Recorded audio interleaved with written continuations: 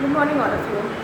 तो जैसा कि आप सब लोग देख रहे होंगे कि आज का हमारा टॉपिक है कैंसर, और इसको आप हमारे इस पूरे चैप्टर का लास्ट यूनिट तो नहीं, लेकिन बस हम लोग लास्ट में पहुंच ही गए हैं। इसके बाद एक और कैंसर का आपके सामने वीडियो आएगा, और फिर उसके बाद हम कुछ प्लांट्स के बारे में पढ़ेंगे जिनसे कि हमको ड्रग्स की प्राप्ति होती है, ठीक है। और दैन फिर हमारा इम्यूनिटी का चैप्टर ये फिनिश हो जाएगा।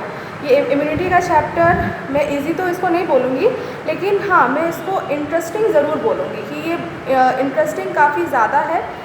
आई होप आपको इसमें बहुत सारी चीज़ें सीखने समझने को मिली होंगी, बहुत सारे आपके कॉन्सेप्ट इसके मतलब इम्यूनिटी के बारे में क्लियर भी हुए होंगे। और अभी जो वायरस आया हुआ है हमारे बीच में, तो उस वायरस से किस तरह से हमें प्रोटेक्ट रखना है, इसकी भी थोड़ी सी आपको नॉलेज आपको अभी तक हुई होगी। तो इससे पहले हमने एक मोस्ट डेंजरस डिज़ीज़ की बात की थी जो कि एड्स था। आज हम सेकेंड अपना मोस्ट इम्पॉर्टेंट जो डिज़ीज़ है, ये भी काफ़ी डेंजरस है, कैंसर। कैंसर की बात आज हम करेंगे, ठीक। तो जैसा कैंसर पे मैंने यहाँ पे फर्स्ट पॉइंट लिख के रखा है कि जो कैंसर होता है वहाँ पे मैंने लिखा है कॉन्टैक्ट इनहिबिशन। दैट मीन्स सबसे पहले तो ये है कि कैंसर, जैसे सबसे पहले मैंने आपको एड्स की डेफिनेशन को बताया था, तो आज मैं सबसे पहले यहाँ पे कैंसर की डेफिनेशन को बताऊँगी। हमारे बॉडी में आप सभी को पता है एज ए बायोलॉजी स्टूडेंट कि हमारे बॉडी में सेल डिवीज़न और सेल मल्टीप्लिकेशन, सेल प्लोरिफिकेशन, इन सब की प्रक्रिया एक नियमित गति से आगे बढ़ती रहती है, मतलब एक कंट्रोल मैनर में होता है।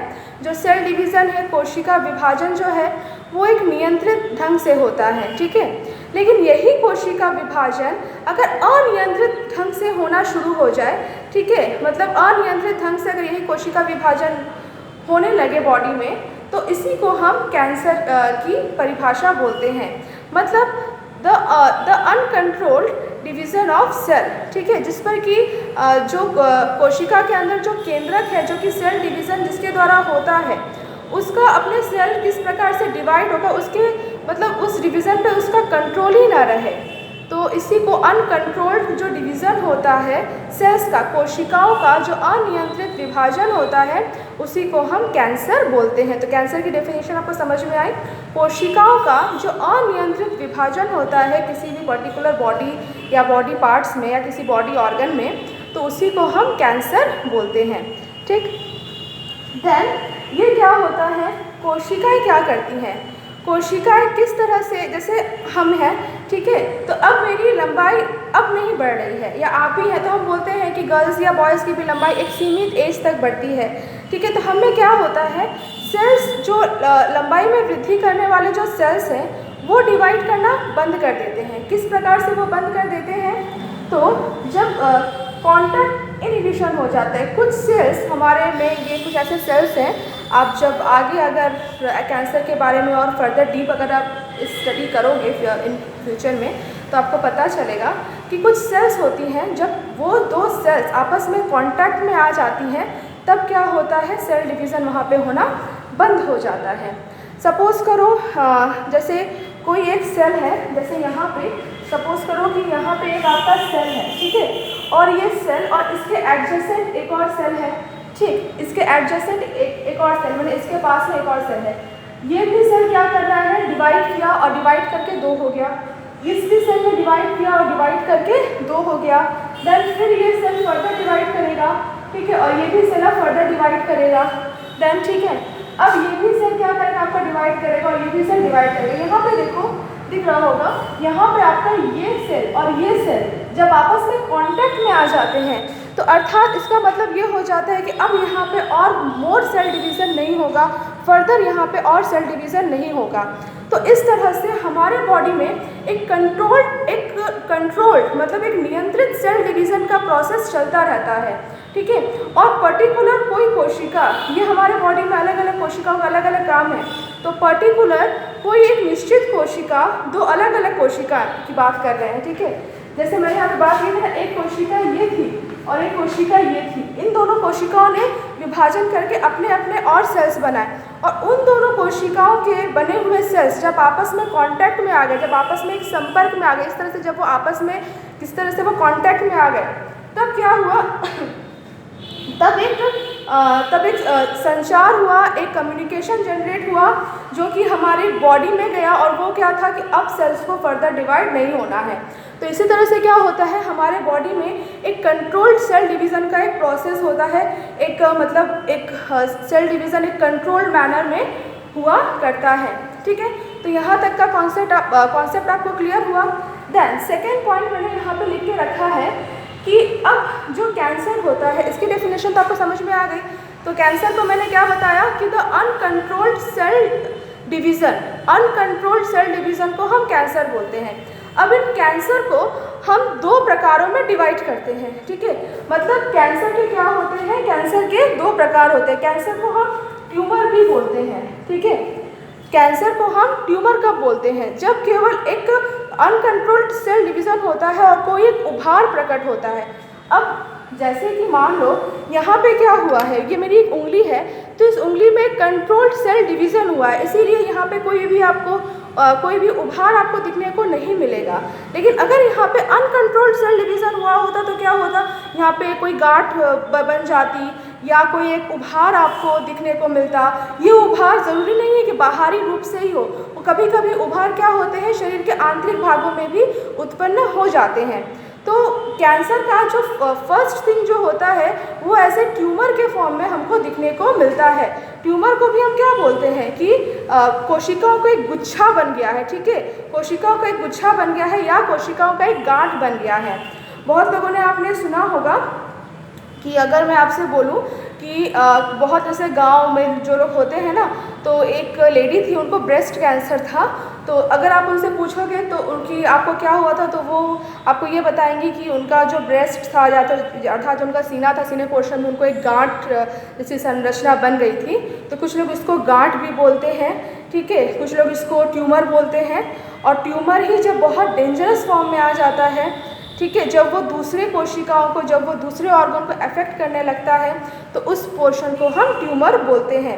नॉर्मली आप लोग डॉक्टर के मुंह से सुनोगे तो डॉक्टर लोग फट से वो लोग मतलब जल्दी से वो लोग कैंसर का नाम वो लोग नहीं लेते हैं। फर्स्ट ऑफ ऑल वो लोग ट्यूमर ही बोलते हैं।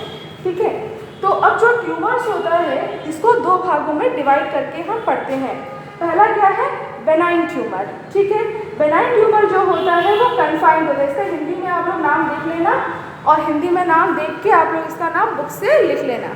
ठीक है, तो फर्स्ट जो ट्यूमर होता है वो होता है बेनाइन ट्यूमर। इस बेनाइन ट्यूमर की क्या पहचान है, ये बेनाइन ट्यूमर क्या होता है, कन्फाइंड होता है। कन्फाइंड मतलब का क्या है कि एक निश्चित जगह पर ही ये उभार, जैसे कि आपका हैंड है, ठीक है, और एक निश्चित जगह पर ही ये एक उभार के रूप में निश्चित जगह पर ही कोशिकाओं का विभाजन होता है। मतलब एक निश्चित प्लेस होता है, केवल वहीं पे आपको एक गांठ जैसी संरचना दिखने को मिलेगी। ठीक है, वहीं पर एक उभार आपको इसका दिखने को मिलेगा, अर्थात इसका एक निश्चित प्लेस होता है, ये आपका फैलता नहीं है। तो ये बहुत ही नॉर्मल टाइप का ट्यूमर होता है। कुछ लोग ट्यूमर सुन के घबरा जाते हैं, लेकिन हमेशा ये देखना चाहिए कि किस टाइप का ट्यूमर है। क्या वो बेनाइन ट्यूमर है? बेनाइन ट्यूमर है तो डॉक्टर लोग क्या करते हैं, मान लो हैंड में या किसी भी बॉडी ऑर्गन मतलब किसी भी आपके बॉडी पार्ट्स में अगर हुआ है तो डॉक्टर लोग इसको यहाँ से काट के बस निकाल देंगे। ठीक है, तो आप फिर से बिल्कुल आप सही हो जाओगे। तो इस प्रकार के ट्यूमर को हम बेनाइन ट्यूमर की संज्ञा देते हैं, जो कि एक निश्चित स्थान पर होता है और कोशिकाएं बहुत तेज़ी से विभाजित तो होती हैं, विभेदित तो होती हैं, लेकिन उनका एक पर्टिकुलर प्लेस होता है, वो फैलती नहीं है। और दूसरा डेंजरस टाइप का जो ट्यूमर होता है, ये सेकेंड टाइप का जो ट्यूमर है, ये आपका होता है मैलिग्नेंट ट्यूमर। ठीक है, मैलिग्नेंट ट्यूमर जो होता है ये कन्फाइंड नहीं होता, मतलब इसका एक निश्चित स्थान नहीं होता। इसमें क्या होता है, मास ऑफ न्यूप्लास्टिक सेल्स होते हैं, जिसको कि हम ट्यूमर सेल भी बोलते हैं। अब क्या होता है, कोशिकाएं, मान लो कि अब हम हैंड का एग्जांपल लिए हैं, तो हैंड का अगर मैं आपके सामने डायग्राम बना दूँ तो हैंड का डायग्राम कुछ इस तरह से बनेगा। ठीक है, अच्छे से तो नहीं बनाएंगे, लेकिन कुछ इस तरह से हैंड का डायग्राम बनेगा। ठीक है, तो इस हैंड में क्या हुआ, इस जगह में मैलिग्नेंट ट्यूमर, सपोज करो मैलिग्नेंट ट्यूमर का फॉर्मेशन हुआ है। अब ये क्या करेगा, यहाँ पे जो सेल्स उपस्थित है, यहाँ पे जो छोटे छोटे इसके के अंदर जो सेल्स जो उपस्थित हैं इसको हम ट्यूमर सेल भी बोल सकते हैं। इसको हम जो ट्यूमर सेल्स को जो मतलब जो कोशिकाएं जो बनी हुई हैं उसको हम न्यूप्लास्टिक सेल्स का भी नाम दे सकते हैं। ठीक है, मैलिग्नेंट ट्यूमर के सेल्स को न्यूप्लास्टिक सेल्स का नाम दिया जाता है। क्यों? क्योंकि ये जो सेल्स होती हैं वो ब्लड के फ्लो के साथ वो बहती हैं, ठीक है, और इनमें विभाजन कभी नियंत्रित होता ही नहीं है, फैलती जाती हैं, ठीक है। सपोज करो ये पहले यहाँ पे था, धीरे धीरे ये यहाँ पे होगा, पूरा इस तरह से फैलता जाएगा। और केवल आपके मतलब केवल मान लो आपने हैंड बताया था, केवल हैंड में ही नहीं बल्कि सेल्स जो होंगे वो ब्लड के द्वारा बॉडी के जिस भी पार्ट में जाएंगे वहाँ पे जाके वो एक ट्यूमर का एक उभार का फॉर्मेशन करना शुरू कर देंगे। अब सपोज करो किसी को लंग कैंसर हो गया, ठीक है, तो लंग कैंसर में उसका मैलिग्नेंट टाइप का ट्यूमर है या मैलिग्नेंट टाइप का उसको ट्यूमर हो गया है। मैलिग्नेंट टाइप के ट्यूमर में किस तरह की सेल्स होती हैं? तो न्यूप्लास्टिक सेल्स होती हैं, ठीक है। अब वहाँ पर जो उसका ट्यूमर होना शुरू हुआ है, वहाँ पर जो उसका उभार होना शुरू हुआ है, वो उभार क्या होगा? धीरे धीरे बढ़ते कहाँ पे पहुँच जाएगा? लंग से शुरू होके वो हो सकता है हार्ट पे वो अफेक्ट करने लगे, हार्ट को वो दबाने लगे, हार्ट के पास फिर आपका स्टमक रहेगा, तो हो सकता है स्टमक को भी वो प्रभावित करने लगे। तो इस तरह से क्या होता है, पहले एडजेसेंट सेल को वो प्रभावित करता है, वो ट्यूमर एडजेसेंट सेल मतलब पास की सेल्स को वो प्रभावित करता है। पास के सेल्स को प्रभावित करने के बाद फिर वो पास की पास के फिर वो ऊतकों को प्रभावित करता है, टिश्यू को, फिर पास के ऑर्गन्स को, अंग को भी वो प्रभावित करने लगता है। तो इस तरह से जो ट्यूमर होता है वो धीरे धीरे आपका फैलता रहता है और पूरी बॉडी में वो क्या होता है? स्प्रेड कर जाता है, ठीक है। तो इस तरह के जो ट्यूमर को हम बोलते हैं मैलिग्नेंट ट्यूमर, ठीक है। और मैलिग्नेंट ट्यूमर के अंदर जो सेल्स होते हैं उन सेल्स को हम क्या बोलते हैं? न्यूप्लास्टिक सेल्स, ट्यूमर सेल्स, ठीक है। ये आपका शो करता है शो इन्वेजन। शो इन्वेजन मतलब क्या होता है कि ये दूसरे अंगों में जाके उनमें जाके इन्वेड करता है, मतलब उनसे जाके मतलब उनमें घुसने की कोशिश करता है। जैसे मैंने बताया ना कि ये लंग्स है, ठीक है, ये आपका लंग्स है, ठीक। लंग्स में कोई उभार आपका बना है, लंग्स में मैलिग्नेंट कैंसर हो गया है और ये जो कैंसर की कोशिकाएं होंगी उसमें इन्वेड करने की कोशिश करेंगी, माने इस लंग्स में घुसने की कोशिश करेंगी, ठीक है। तो ये एक तरह के इन्वेजन की प्रकृति को, मतलब इन्वेजन का को हम हिंदी में क्या बोलेंगे, मतलब एक घुसने की प्रकृति को। आप देख लेना एनसीईआरटी में शुद्ध हिंदी लिखा रहता है। इन्वेजन मतलब उसको उसके अंदर जाने का, वो उसको इन्वेड करने का, मतलब उसके अंदर घुसने का वो प्रयास करती हैं, ठीक है। और लास्ट पॉइंट मैंने यहाँ पे क्या लिख के रखा है, यहाँ पे लिख के रखा है स्टार्व अदर सेल्स। स्टार्व का मतलब होता है ये दूसरे सेल्स के, मतलब जिस सेल्स में ये घुसने का प्रयास करती हैं या जिस ऑर्गन में घुसने का प्रयास करती हैं उसके न्यूट्रिशन को, उसके पोषक तत्वों को चूस लेती हैं, ठीक है। समझ में आया? फॉर एग्जांपल कोई पैथोजन है तो आपने देखा होगा नॉर्मली भी नींबू के पौधे में या में क्या होता है, फंगस ग्रो कर जाता है, तो वहाँ पे वो अपना लाइफ किस तरह से वो चलाता है, वो क्या करता है, जिस भी बॉडी में वो हुआ है वहाँ पे वो ये इन्वेजन की प्रक्रिया को ही करता है, ठीक है। इन्वेजन की प्रक्रिया को करके वहाँ से जो न्यूट्रिशन, मतलब जो न्यूट्रिएंट मटेरियल होते हैं, न्यूट्रिएंट मटेरियल को मतलब न्यूट्रिशन को वहाँ से वो चूस लेता है, वहाँ से वो खींच लेता है, ठीक है। इससे क्या होता है, दूसरे सेल्स क्या हो जाते हैं, स्टार्व हो जाते हैं, मतलब उनमें एक उनकी पोषकता की कमी हो जाती है, ठीक है। और इस तरह से फिर वो कोशिकाएं क्या होती हैं, मर जाती हैं। तो इस प्रोसेस को हम बोलते हैं मेटास्टेसिस, META, ठीक है, METASIS, मेटास्टेसिस इस प्रोसेस को नाम दिया जाता है। तो मेटास्टेसिस हम किस प्रोसेस को बोलते हैं? मैलिग्नेंट ट्यूमर के सेल्स के द्वारा जब किसी दूसरे ऑर्गन या किसी दूसरे टिश्यू या किसी दूसरे कोशिकाओं पर जब अटैक किया जाता है तो वो अटैक किस तरह से होता है, वो दूसरी कोशिकाओं पर इन्वेजन करती है, मतलब दूसरे कोशिकाओं पे से वो क्या करती हैं, पोषक पदार्थों को चूस लेती हैं या पोषक पदार्थों को ग्रहण कर लेती हैं।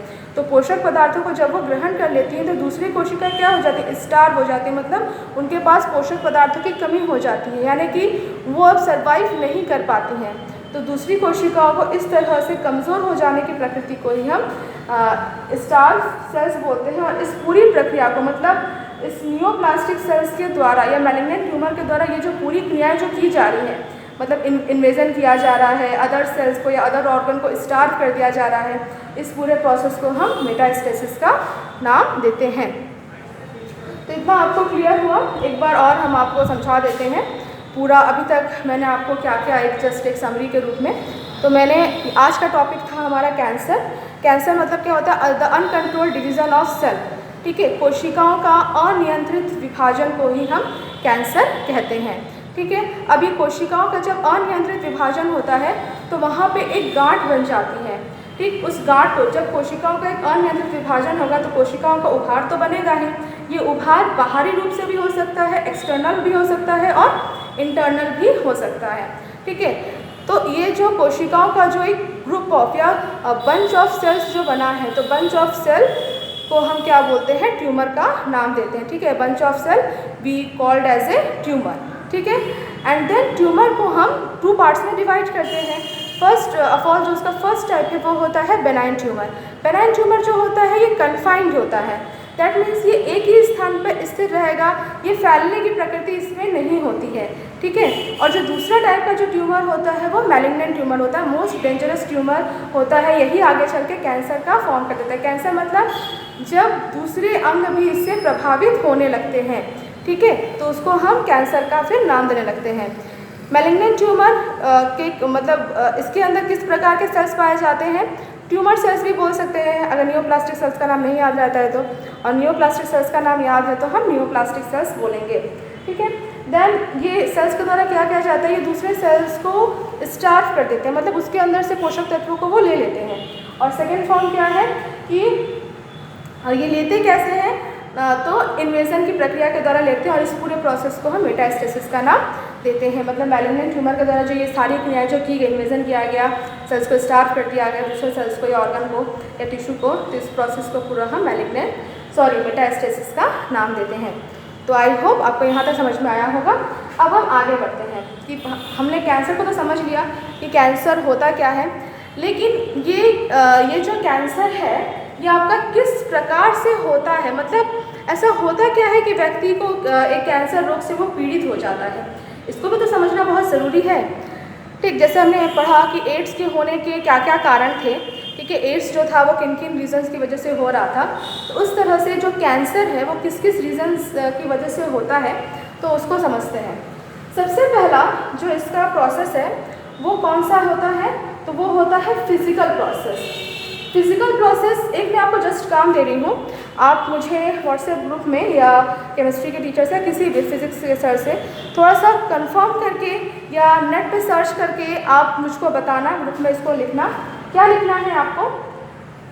Ionizing rays. ठीक है, आयोनाइजिंग रेज और नॉन आयोनाइजिंग रेज में क्या डिफरेंस होता है? मतलब आयोनाइजिंग रेज को सिर्फ आपको पता हो, लेकिन जस्ट मुझे आपको देखना है कि अगर आपको नहीं पता होगा तो फिर मैं उसको क्लियर करूँगी, लेकिन पहले आप लोग मुझे उसको बताना इसका आंसर। तो फिजिकल मतलब कैंसर जो होता है, सबसे पहले तो कैंसर 3 तरीक़ों से होता है। बहुत सिंपल सा इसका 3 तरीके याद रखने का है। आपके 3 सब्जेक्ट है ना, फिजिक्स, केमिस्ट्री एंड बायो, तो उसी तरह से कैंसर होने के भी 3 मेन कारण होते हैं। पहला क्या होता है? फिजिकल, दूसरा होता है केमिकल एंड तीसरा होता है बायोलॉजिकल फैक्टर। ठीक है, तो फिजिकल फैक्टर में कौन से आ जाते हैं? तो फिजिकल फैक्टर में 2 तरह के रेज आते हैं। वो 2 तरह के रेज कौन सा है? पहला है आयोनाइजिंग रेज। ठीक है, आयोनाइजिंग रेज का एग्जाम्पल होता है, मैंने यहाँ पे गलत दिखा दिया है। आयोनाइजिंग रेज को हम गामा रेज इसका एग्जाम्पल है। ठीक है, गामा रेज और एक्स रेज।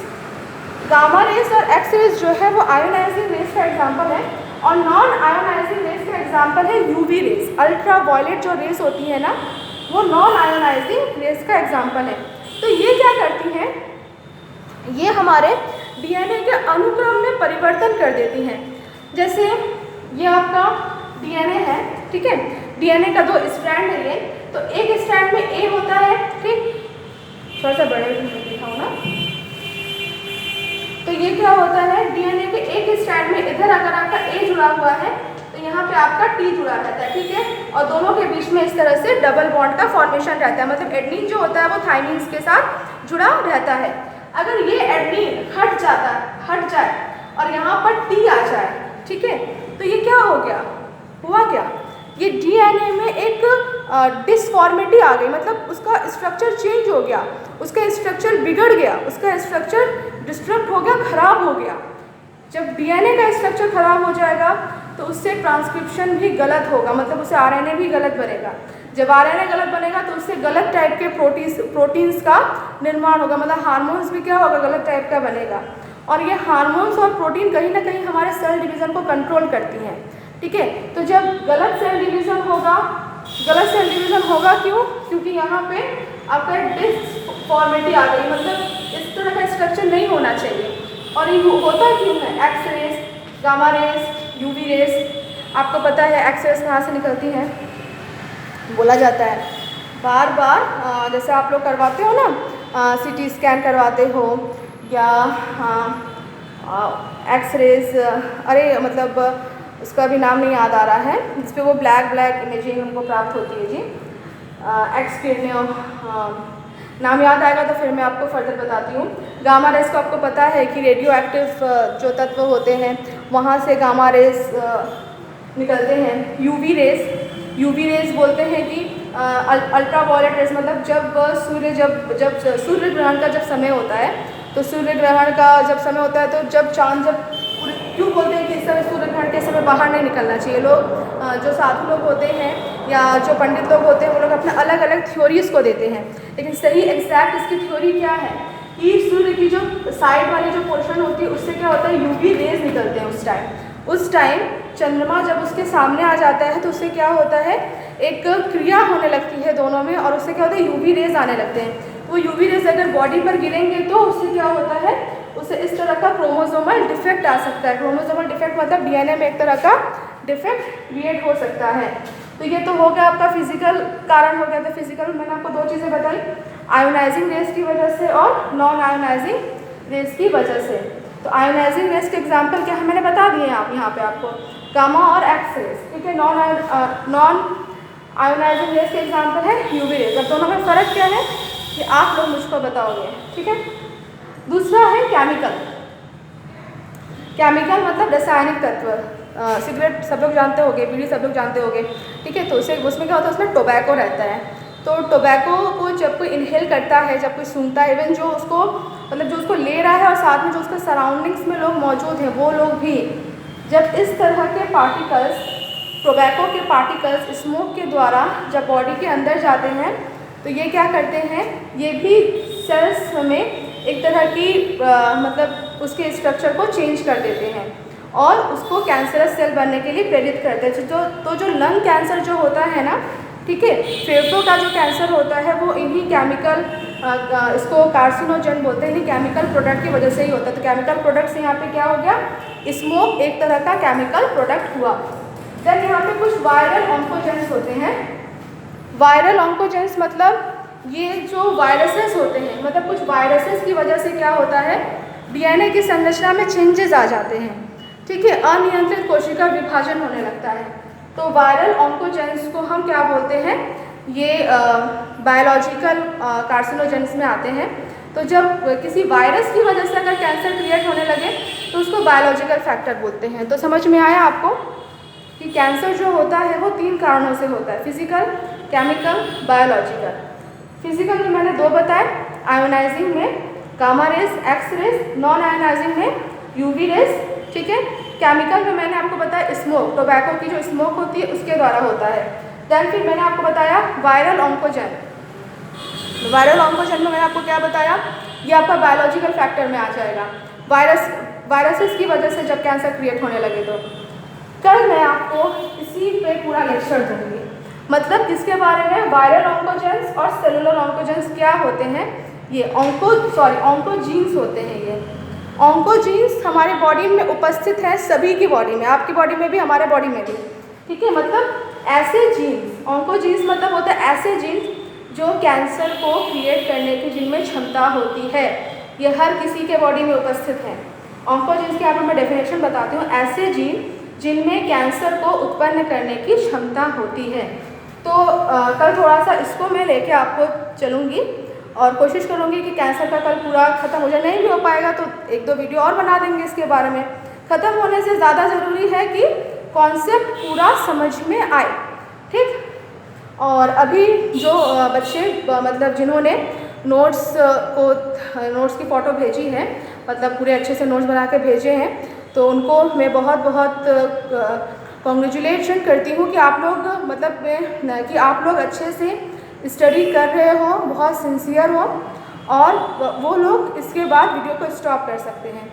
दूसरे मैं उन लोगों के लिए यहाँ पे बोलना चाहती हूँ कि बहुत ही कम बच्चों ने अपने क्या किए, नोट्स को व्हाट्सएप ग्रुप में भेजा, 10 बच्चों ने भी नहीं भेजा है। तो ये बहुत ही एक अफसोस की बात है। मैं खुद में ये विश्वास करती हूँ कि मैं चाहती हूँ कि आपको पूरा कॉन्सेप्ट क्लियर हो, लेकिन क्या होता है ना, कोई भी प्यार हो, पढ़ाई हो, या कुछ भी आदान प्रदान की चीज़ें जिसको बोलते हैं, वो दोनों तरफ से होती हैं तभी अच्छा लगता है। अगर बहुत लोग बच्चे ऐसे होते हैं जो अपने सारे काम को छुपा के रखना चाहते हैं, अगर आप उसको सबके सामने नहीं भी दिखाना चाहते हो कि मेरा नोट्स कैसा है, तो आप उसको मुझे पर्सनल व्हाट्सएप ग्रुप में भी अपने नोट्स को डिलीवर कर सकते हो। मुझे ये आइडिया होगा कि आप लोग नोट्स बना चुके हो। जैसे कि 8th के मैंने केवल आपको टॉपिक को पूरा क्लियर किया, उसके बारे में मैंने आपको कुछ नहीं बताया, मतलब उसके नोट्स मैंने आपको नहीं दिए, टॉपिक के बारे में और बारे में ही पूरा बताया, लेकिन नोट्स मैंने आपको नहीं दिए। तो मुझे देखना है कि आप लोग खुद के नोट्स बना पाते हो कि नहीं, क्योंकि मेरे साथ क्या होता है, मुझे भले कितना भी अच्छा नोट्स मिल जाए, तो वो मुझे जब तक कोई मतलब नोट्स देने से ही नहीं होता है, नोट्स को क्लियर करना भी बहुत ज़रूरी होता है, और नोट्स तभी अच्छे से क्लियर हो सकता है जब आप उसको खुद बनाते हो। टॉपिक आपको यहाँ से मैं समझती हूँ क्लियर हो जा रहा है। इसके बाद आज यहाँ तक पढ़ने के बाद है तो NCERT से ही, तो जब आप यहाँ तक पूरा अपने से नोट्स बनाओगे, पूरा लिखोगे, तब आपको ये चीज़ समझ में आ जाएंगी। एग्ज़ाम में आप उसको और बेहतरीन ढंग से आप लिख सकते हो। समझ में आई मेरी बात? तो जिन्होंने भी नहीं भेजा है, लास्ट में मैंने देखा था अदिति ने भेजा हुआ था, तो मैं उसको मतलब उसके नोट्स बहुत अच्छे थे, काफ़ी उसने चीज़ों को बहुत अच्छे से लिखा हुआ है। लेकिन दूसरे भी अगर मुझे भेजते, तो मतलब सारे भेजते अगर, तो मुझे बहुत अच्छा लगता। 50 स्टूडेंट हैं, 50 स्टूडेंट्स में से अगर 10 भी नहीं भेजते हैं, 10 भी अगर पूरे नहीं भेज रहे हैं, तो इसका मतलब क्या मतलब है? ठीक है, तो मैं तो ये चाहती हूँ कि जैसे उसमें आपने कहा सुपर 30 मूवी में आपने देखा था कि 30 के 30 बच्चों का सिलेक्शन हो गया था, IIT में हो गया था। तो यहाँ पे अब सबके सब बच्चे तो मेडिकल एग्ज़ाम क्रैक नहीं करना चाहते, वो चाहते ही नहीं है क्रैक करना, ठीक है, लेकिन मैं चाहती हूँ कम से कम जो 50 बच्चे हैं, 50 बच्चे वो जिस लाइन में भी जाना चाहते हैं, उस लाइन में उनका अच्छे से सिलेक्शन हो जाए, अच्छे यूनिवर्सिटीज़ में उनका सिलेक्शन हो, जो वर्ल्ड फेमस यूनिवर्सिटी है उसमें उनका सिलेक्शन हो। ठीक है, तो अगर ऐसा होगा तो ये मेरे लिए, मुझको एक आपकी तरफ से एक गिफ्ट देने के बराबर होगा कि आप अगर अच्छे से पढ़ाई करोगे। और अभी तो देख ही रहे हो जैसा लॉकडाउन चल रहा है, और पता नहीं कब से फिर से सब कुछ नॉर्मल कंडीशन हो पाएगा, ये तो मुझे भी क्लियर नहीं है। देन तो अब मैं अपना वीडियो को यहीं पे स्टॉप करती हूँ, और उम्मीद है कि आपको ये पूरा कॉन्सेप्ट अच्छे से समझ में आया होगा। और कुछ बच्चे ने मुझे देखा कि आप लोग बुक में लाइन कर के, लाइन खींच के आप लोग पूछ रहे थे मुझसे कि इसका क्लियर क्या होगा। तो मैं चाहती हूँ कि अगर कोई दूसरा उसको क्लियर कर दे तो ज़्यादा बेटर है, क्योंकि इससे मुझे ये पता चलेगा कि दूसरों को वो सारी चीज़ समझ में आ रही हैं कि नहीं आ रही है। बहुत इजी चीज़ है, कुछ इसमें टिपिकल ऐसा साइंटिफिक टर्म नहीं पूछा गया है, बहुत ही ईजी है, लिखने वाली चीज़ें हैं वो। और फिर लास्टली मैं आपको ये बोलना चाहती हूँ कि डेली आप लोग पढ़ाई करते रहो। आज का वीडियो है तो आज की ही वीडियो देखो, आज ही नोट्स प्रिपेयर करो और अच्छे से पढ़ाई करते रहो। Thank you.